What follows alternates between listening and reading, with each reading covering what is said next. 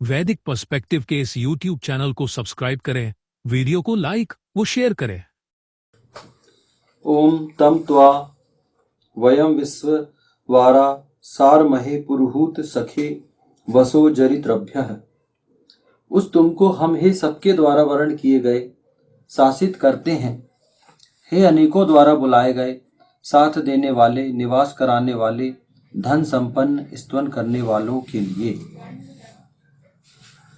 ये ऋग्वेद के प्रथम मंडल के 30वें सूक्त का 10वां मंत्र लिया जा रहा है। उसको ऐसे डिसीजन लेना होता है, ऐसे निर्णय लेना होता है जिसका उसकी प्रजा पर, उसके देश पर, उसके राज्य पर कोई विपरीत प्रभाव न पड़े, कि समस्या का समाधान भी हो जाए, लोग सुखी भी हो जाएं और किसी प्रकार की कोई अनावश्यक उलझन भी ना आए। तो ये बहुत अधिक आवश्यक है। तो जो प्रतिनिधि होते चुने हुए, उनके लिए बहुत, ये नहीं बोल सकते आप कि उन बहुत मजे में है वो, नहीं, उनके लिए बहुत चुनौती, ये जो दायित्व है ये बहुत चुनौतीपूर्ण दायित्व, चुनौती वाला दायित्व। इस दायित्व को पूरा करने के लिए बहुत मेहनत करनी पड़ती है। मानसिक रूप से आपको बहुत बलवान होना होगा, बहुत सारी चीजों को सहने वाला होना होगा। सिद्धांत और व्यवहार में बहुत अंतर होता है, क्योंकि जब आप सैद्धांतिक रूप से तो ठीक है, लेकिन किसी चीज को व्यवहार में लाते तो आपको बहुत सारी समस्याओं का सामना करना है।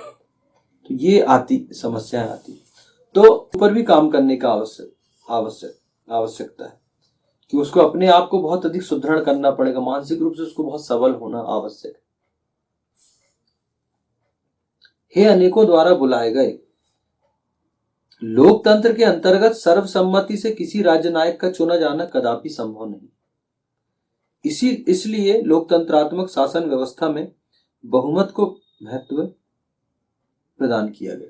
लोकतांत्रिक व्यवस्था की मजबूरी है कि सर्वसम्मति से कोई नहीं चुना जाता, क्योंकि बहुत सारे लोग चुनाव लड़ते हैं या बहुत सारे लोग प्रशासन में आने के लिए तैयार होते हैं, लेकिन हर व्यक्ति, किसी एक ही व्यक्ति को सभी चुन ले ऐसा नहीं होता।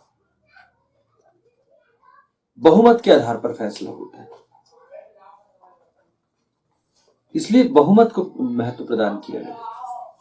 लोकतंत्र में बहुमत को महत्व है। क्यों? क्योंकि पता है ना, बहुत सारे लोग खड़े होते, तो कोई किसी को पसंद कर रहा है, किसी वजह से कोई किसी को पसंद कर रहा है।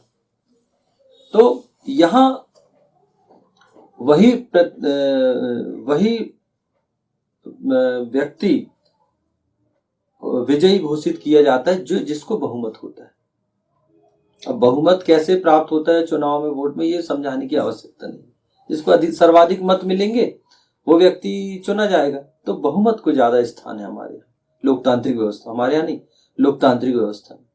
और ये व्यवस्था आज पूरे विश्व में काम कर रही है। हम देखते हैं कहीं वास्तविक लोकतंत्र है, कई देशों में नकली लोकतंत्र, कहीं सैनिक शासन भी है, कहीं लोग बहुत अधिक स्वेच्छाचारिता अपना रहे हैं। विश्व में हम ऐसे देशों को भी देखते हैं, लेकिन आप देखोगे कि वहां लगता जरूर है आपको कि उनकी गति आगे, लेकिन नहीं, उनकी प्रगति की गति आगे नहीं। लोकतंत्र में आप जो छूट देते हो लोगों को, जो सुविधाएं देते हो, जो उनको स्वतंत्रता देते हो, उसमें वो स्वाभाविक रूप से प्रगति करते हैं। जबकि हम अन्य देशों में देखते हैं वहां निरंकुशता है, स्वेच्छाचारिता है, आप कुछ बोल नहीं सकते शासन के विरुद्ध। आपने कुछ बोला और वो सीधा पता नहीं कहां पहुंचा देते हैं, क्या हाल करते हैं अपने बात सामने है। कई ऐसे देश देखे अपन ने विश्व में, तो आप उसको प्रगति नहीं बोल सकते। हाँ, लोकतंत्र का सही स्वरूप देखना तो आप भारत में देखो, हिंदुस्तान में देखो। हिंदुस्तान में लोकतंत्र वास्तव में सही स्वरूप में स्थापित है। हमारे यहाँ लोकतंत्र जो है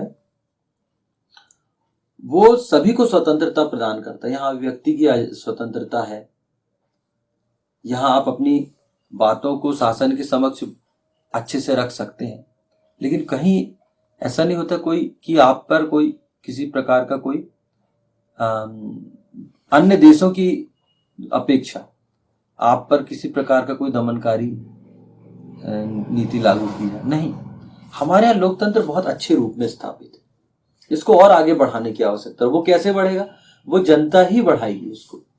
जो जन सामान्य है वही इसको और विकसित करेगा और इस पर काम करने की आवश्यकता है, इसको और आगे बढ़ाएगा। क्योंकि यही व्यवहारिक है, बहुमत आवश्यक है, जिसको बहुमत प्राप्त होगा वही शासन करेगा। ये व्यवहारिक भी है, ये कोई ऐसा नहीं है, ये व्यवहारिक है। ये जो विषय है ये बहुत ही बिल्कुल यही ऐसा ही होना चाहिए, ऐसा ही होना चाहिए। अतः राजनायक अनेकों के द्वारा बहुमत से बुलाया गया होना चाहिए, किंतु प्रशासन में आकर उन्हें सभी लोगों के उत्थान के लिए कार्य करना चाहिए। हाँ, राजनायक जो है वो अनेकों द्वारा, बहुत सारे लोगों द्वारा चुना गया है, बहुमत के आधार पर वो चुना जाता है, प्रतिनिधि नियुक्त होता है, शपथ लेता है, शासन प्रशासन में आता है और काम करता है। लेकिन अब ये उसका दायित्व है कि जब वो प्रशासन में जाए तो उसको सबके लिए काम करना। ये नहीं होना चाहिए कि अरे यार मुझे तो फला फला लोगों ने विजयी बनाकर भेजा था तो मैं इनके लिए काम करूंगा, और फला फला लोगों ने मुझे वोट नहीं दिया या मुझे नहीं चुना क्योंकि मैं तो इन लोगों के माध्यम से चुना गया। तो नहीं, अगर एक बार वो घोषित विजयी हो जाता है, बहुमत के आधार पर उसका विजयी घोषित किया जाता है, प्रशासन शासन में वो आ जाता है, अब वहां उसकी भूमिका बढ़ जाती, उसको सबके लिए काम करना पड़ेगा। सर्वांगीण विकास, सभी लोगों का सर्वांगीण विकास पर उसको ध्यान देना होगा। उसे हर व्यक्ति की छोटी छोटी समस्याओं का भी समाधान करना है, ये सोच उसकी होनी चाहिए। एक अच्छा लीडर कब अच्छा लीडर माना जाएगा? जब वो वही चीज कि समाज के सबसे अंतिम पंक्ति का जो व्यक्ति है उस तक उस शासन की योजनाओं का लाभ पहुंच रहा है, उसके जीवन स्तर में यदि सुधार है, मतलब आपका शासन सही दिशा की ओर जा रहा है। क्योंकि समाज के ऐसे लोग जिनको शासन की आवश्यकता होती है, अंतिम पंक्ति का व्यक्ति बिल्कुल, जिसको शासन की योजनाओं की सुविधाओं की मूलभूत सुविधाओं की आवश्यकता होती है, तो अगर वैसा हो रहा है मतलब आपका शासन सही रास्ते पर जा रहा है। वेद यही कहता है कि सबसे निचले स्तर पर जाकर काम करो, क्योंकि समाज के ऐसे बहुत सारे लोग हैं जो विपरीत परिस्थितियों में भी अपने आप को संभाल लेते हैं, आर्थिक रूप से सामाजिक रूप से वो सुदृढ़ हो जाते हैं। लेकिन बहुत सारे ऐसे लोग हैं जो नहीं संभाल पाते, उनको एक सहारे की जरूरत होती है। तो अगर आप ऐसे व्यक्ति तक आपकी पहुंचे मतलब आप बहुत सही जा रहे हैं, यही करना है। अगर ये होगा तो ये बहुत अच्छे से लोकतंत्र हमारे यहाँ स्थापित होगा, और यही होना चाहिए, यही लोकतंत्र की विशेषता है। जब इन लोगों का जीवन स्तर ऊंचा होगा, सबसे अंतिम छोर के व्यक्ति का जीवन उठेगा, तो फिर समाज में सामाजिक जो ढांचा है वो बहुत मजबूत होते चला जाएगा आपका। जैसे हम अभी अपने हिंदुस्तान को देखते हैं, बहुत अधिक डेवलपमेंट हो रहा है, प्रगति हो रही है, बहुत बढ़िया चीजें चल रही हैं। यही चीज है, क्योंकि अंतिम व्यक्ति तक चीजें जा रही, क्योंकि पारदर्शिता, दिनों दिन जो पारदर्शिता आती जा रही है उसमें सही व्यक्ति को लाभ मिल रहा है। तो ये होना भी चाहिए, कि शासक का यही कर्तव्य है कि वो ऐसी व्यवस्थाएं स्थापित करे कि पारदर्शी हो और जिन लोगों के लिए काम किया जा रहा है वो उस दायरे में आए। तो ये लोकतंत्र ऐसे ही मजबूत हो गई। इसी लोकतंत्र की बात वेद करता है, ईशान करता है कि आपको ऐसा ही लोकतंत्र स्थापित करना,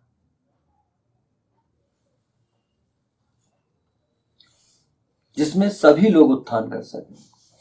ऐसा कोई वर्ग ना हो उस देश में, उस राज्य में रहने वाला,